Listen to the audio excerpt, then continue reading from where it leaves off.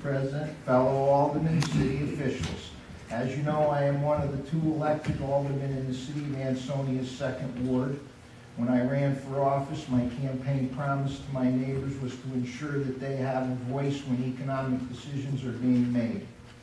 When our fellow elected alderman Robert Duffus resigned, there was an open seat on the Finance Committee. In my opinion, this was an opportunity to expand the diversity of the committee. Democrats hold 5 out of the 7 seats, and community volunteers are similarly represented.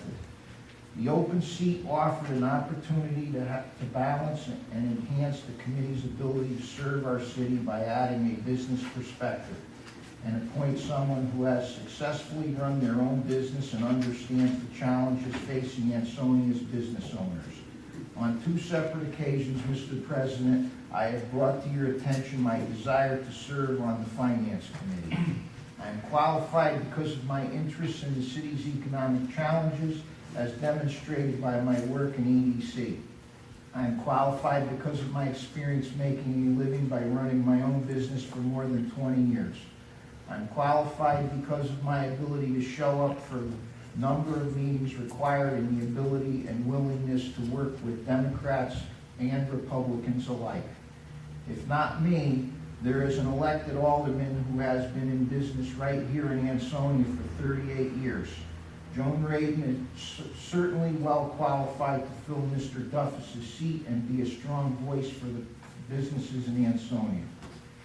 I bring this to your attention because I believe that balance and diversity are necessary to the health and sustainability of our city and our democratic process.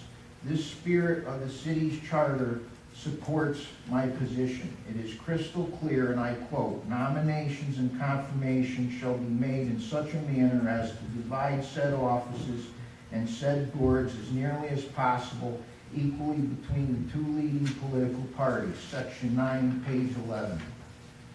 It is unacceptable and inexcusable that 2 Republicans with nearly 60 years of business experience between us are not asked to serve on the Finance Committee.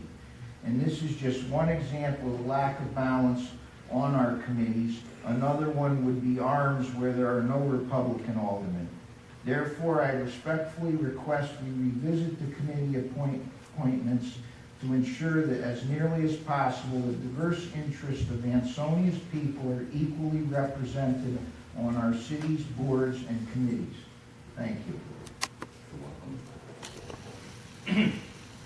Would you respond to that? My response is that I have received Mr. Stowe's request several times. Twice I have told him my position on that. I told him that there were 10 Democratic aldermen. There are 4 Republican aldermen. I put 50% of the Democrats on there. I put 50% of the Republicans on there.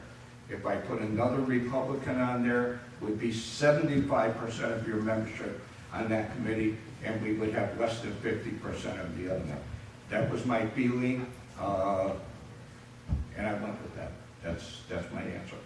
Mr. President, you're not following the charter. You're not really doing due diligence for the citizens. We do need diversity. Have you read Linda Gentile's letter that she sent? Yes, I have. We have problems that are coming ahead of us that no one here is really prepared to deal with.